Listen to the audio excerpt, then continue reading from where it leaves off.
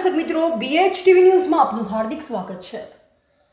આમ આદમી પાર્ટીના ઉમેદવાર કાર્યકર્તાઓને પદાધિકારીઓને ખોટી રીતે થતી પોલીસ હેરાનગતિ બંધ કરવા આપના જિલ્લા પ્રમુખે આપેલ પ્રતિક્રિયા।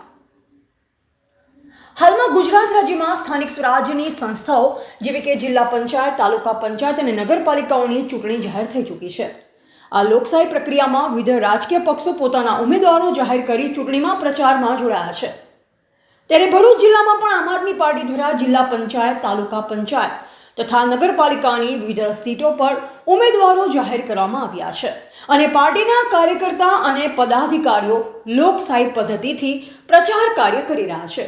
પરંતુ દુઃખ સાથે આમ આદમી પાર્ટીના ભરૂચ જિલ્લા પ્રમુખ પિયુષ પટેલ જણાવી રહ્યા છે કે સ્થાનિક સ્વરાજ્યની ચૂંટણી દરમિયાન ભરૂચ જિલ્લામાં પાર્ટીના ઉમેદવારો, કાર્યકરો અને પદાધિકારીઓને પોલીસ દ્વારા હેરાન કરવામાં આવી રહ્યા છે અને તેમના પ્રચારમાં અવરોધ ઊભા કરવામાં આવ્યા છે। લોકશાહી પ્રણાલીમાં તમામ રાજકીય પક્ષોને સમાન વ્યવહાર મળવો જોઈએ, જેથી આવા વર્તન યોગ્ય નથી। અંતમાં પ્રમુખ દ્વારા જણાવવામાં આવ્યું છે કે આવી હેરાનગતિ બંધ કરવા અને નિષ્પક્ષ અને શાંતિપૂર્ણ ચૂંટણી સુનિશ્ચિત કરવા વિનંતી કરવામાં આવી છે। રિપોર્ટ કેસી વસાવા, બ્યુરો ચીફ, ભરૂચ। નથી કરી શક્યા। આજે ભરૂચની વાત કરીએ તો ભરૂચમાં પણ કેટલાક ઉમેદવારો નગરપાલિકા વિસ્તારની અંદરથી અને કેટલાક તાલુકા પંચાયત, જિલ્લા પંચાયતોના વિસ્તારની અંદરથી આવતા ઉમેદવારો પણ આ પોલીસની ધાકધમકી અને દબાણના કારણે એ લોકો નામાંકન નથી ભરાવી, એમનું ફોર્મ નથી ભરી શક્યા। એવી જ રીતે વાગરામાં પણ અમારા ભારભૂત જે સીટના જે ઉમેદવાર છે એમની ગાડી ઘરે હતી એક્ટિવા, ઘરેથી એમની ગાડી એમને ડિટેન કરી લીધી છે। અમારા ભરૂચની અંદર કેટલાક કાર્યકર્તાઓની રિક્ષાઓ, ચાલુ રિક્ષાની અંદર પોલીસ અચાનક આગળ આવીને એમની રિક્ષા લઈ જાય અને પોલીસ સ્ટેશનની અંદર એ લોકો ડિટેન કરી રહ્યા છે। અમારા કેટલાક ઉમેદવારોને ઘર પાસે જઈને જે પોલીસ એમની નિગરાણી કરી રહી છે, અત્યારે જાડેશ્વર જિલ્લા પંચાયતના અમારા ઉમેદવાર રાજુભાઈ વસાવા એમના ઘર પાસે અત્યારે પોલીસ ત્યાં આગળ બેઠી હતી, એ બીજાની ગાડીમાં બેસીને અહીંયા પ્રેસ કોન્ફરન્સમાં પહોંચ્યા છે।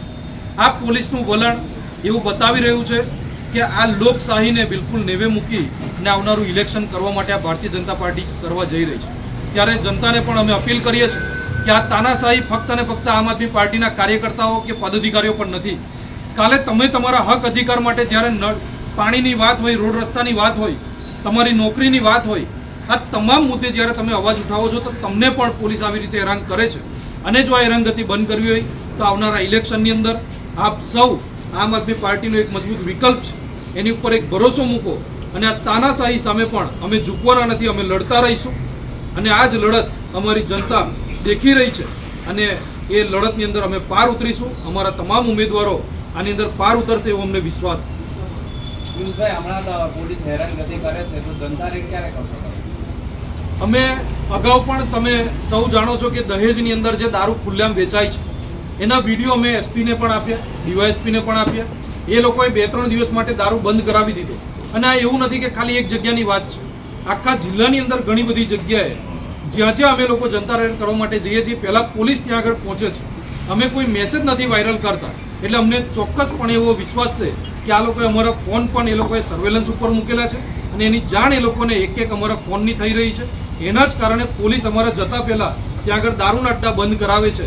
એટલે આવનારા દિવસોની અંદર હવે અમે બિલકુલ પ્લાનિંગપૂર્વક અમે હવે જો પોલીસ વધારે પડતી હેરાનગતિ કરશે, અમે આશા તો રાખીએ છીએ કે ભરૂચની અંદર દારૂ બિલકુલ નાબૂદ થઈ જવો જોઈએ, નશા જેટલા પણ છે બધા નાબૂદ થઈ જવા જોઈએ, પણ પોલીસ આની અંદર નહીં કરાવી શકે કારણ કે પોલીસના પગાર જ આના ઉપર નીકળી રહ્યા છે।